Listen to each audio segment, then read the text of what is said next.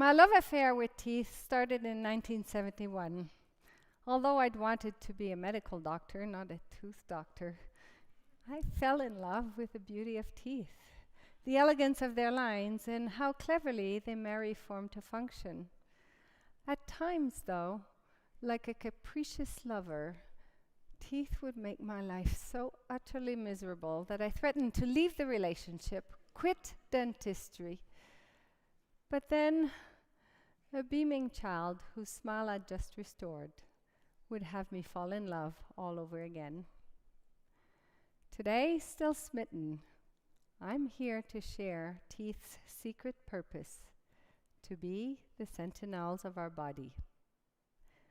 Teeth are amazing engineering marvels with features and edges like no other body parts. Their unique structure has even been copied by the race car industry to enhance performance and safety. With enamel more than 2.5 times harder than bones, teeth are designed to last a lifetime, decades. But unlike bones and all other body parts, when diseased or injured, teeth don't heal. My bold hypothesis is that this seemingly unfortunate disadvantage for oral health is actually an advantage for overall health. To analyze this proposition, we must first examine two major trends that unfolded during the second half of the 20th century. Fluoride in your drinking water to prevent tooth decay, and low-fat foods to prevent heart disease. How well are these two strategies working now? Well, the demand for dentists is increasing more rapidly than the demand for all other occupations. And heart disease is the #1 cause of death, both for men and women. In 1951, water fluoridation became policy in the United States, a policy that proved so successful at preventing tooth decay that in December 1983, the New York Times reported a public health expert's prediction that tooth decay in children and young adults would be gone by the turn of the century. Yep. These experts didn't know that a trade group calling itself the Sugar Research Foundation had meddled with science. In 2015, dentist-turned-researcher Kristen Kearns exposed documents dating back to the 60s, proving that the Sugar Research Foundation paid Harvard University nutritionists to counter science linking sugar to coronary heart disease and to instead recommend a dietary reduction in fat and cholesterol intake. This gave birth to the 70s low-fat diets and processed foods, touted to prevent heart disease and promote weight loss. But low-fat means low flavor, a problem food manufacturers quickly solved with the addition of more and more sugar, which has since been proven more addictive than cocaine. Meanwhile, dentistry entered an era of exciting and distracting changes. There appeared white composite fillings, so much nicer than silver amalgams. Implants enabled dentists to restore function like never before. Adhesives and new porcelains to restore teeth to their natural beauty. The work of a dentist no longer was only about drilling and filling decaying teeth. I could actually make someone's life better with my dentistry. And I did. And it felt good. I was also learning that teeth are terribly fickle. Remember what I pointed out earlier? Teeth don't heal? Well, that means fillings fail. A lesson all dentists are reminded of throughout their careers. Like thousands of other dentists, my approach to failing fillings was to take more continuing education courses. I prided myself for being at the leading edge of my profession. But while my colleagues and I were learning everything new and better in dentistry, our gains against tooth decay plateaued. And eventually, the rates of tooth decay started going up again, despite the increasing number of communities fluoridating their water and the widespread use of fluoridated toothpaste and mouthwash. Nevertheless, we pushed for more fluoride, and guess what? In October 1999, the Center for Disease Control named community water fluoridation one of the top 10 public health achievements of the 20th century. We celebrated! But does tooth decay happen because there's not enough fluoride in the water? Or could it be that tooth decay happens because there's too much sugar in our diets? Now that 74% of the United States population has access to fluoridated water, why then is tooth decay still the #1 childhood disease, 4 times more common than asthma, when it was supposed to be completely gone now?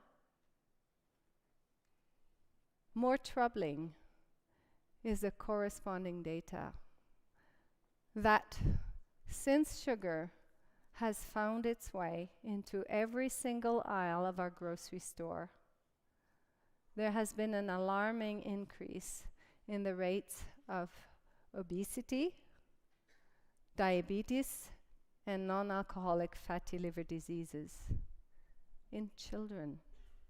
In children. And the obligation to treat these diet-related diseases falls upon family physicians and pediatricians, while dentists focus on the other diet-related disease, tooth decay, separately. We've got to stop this right now. Since when are teeth separate from the rest of the body? Not once in my whole career have I seen a set of teeth walk into my office without their human owner.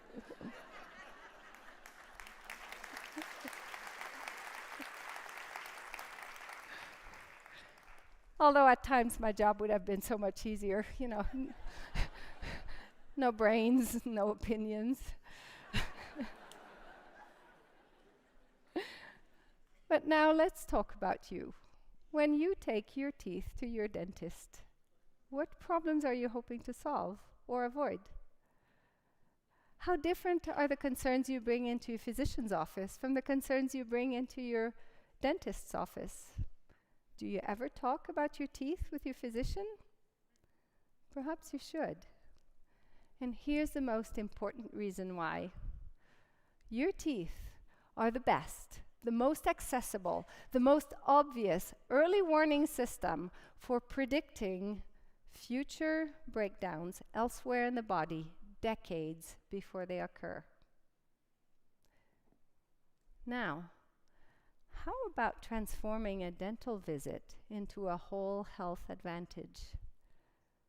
Imagine for a moment your child's dentist, after finding some white spots on a few teeth, not even full-blown tooth decay yet, with genuine concern for your child's health, prompts you and a dental medical team to troubleshoot why enamel, the hardest tissue in your child's whole body, is breaking down, thus leading to the interception of not only full-blown tooth decay, but also other diet-related diseases before they manifest.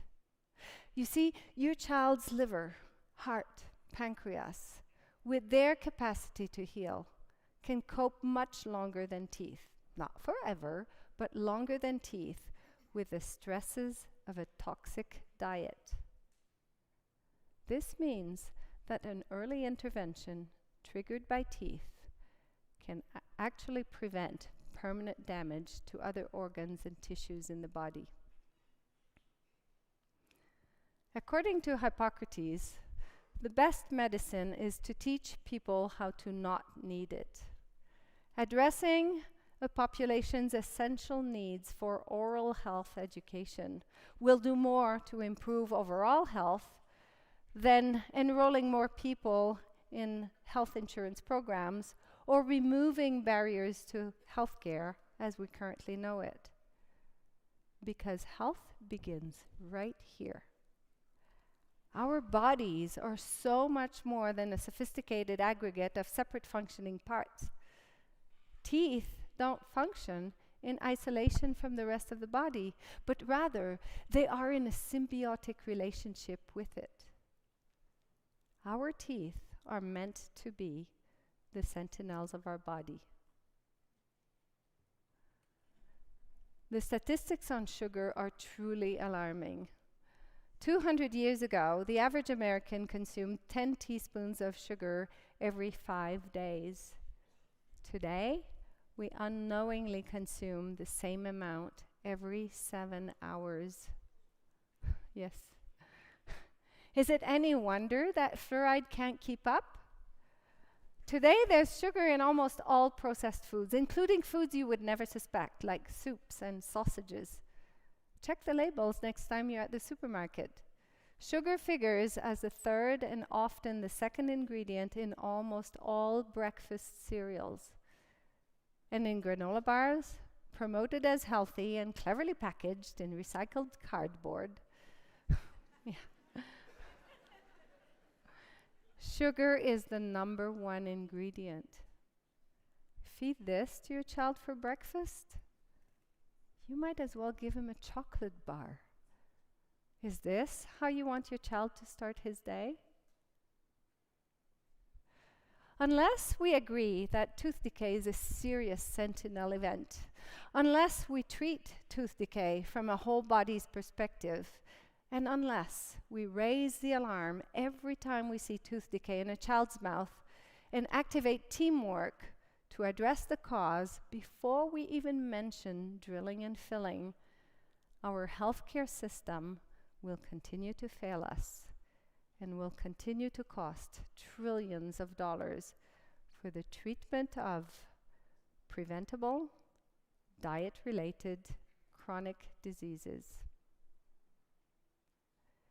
Health is a collective responsibility. We can no longer be the silent witnesses to the ravages caused by processed foods and beverages. Blaming and criticizing others doesn't work. We must come together, brave enough and wise enough to start a revolution. Here's how you can join me. Parents, choose fresh over processed foods every time you can, and stop buying all processed foods where sugar figures as one of the first 3 ingredients. And this is really important. However, this admonition is complicated by the fact that sugar comes under at least 61 different names. Learn them all so you can best avoid them. And remember, a breakfast with no added sugar is the best way to start the day. Family physicians and pediatricians, preventive dentistry does not require a special dental chair. Have a look at teeth, connect them to body, and remind young parents of the non-negotiable rule of no added sugar under the age of 2. Teachers, make a pledge right now to eliminate all candy rewards from your classroom. Hoteliers, that chocolate on the pillow, how about a toothbrush instead? Yeah. Bankers, those lollipops, that has to stop. Dentists, my colleagues and friends, we are the physicians of the mouth, and it is up to us to start and lead this revolution. Start talking about tooth decay as a serious sentinel event that requires so much more than just drilling and filling.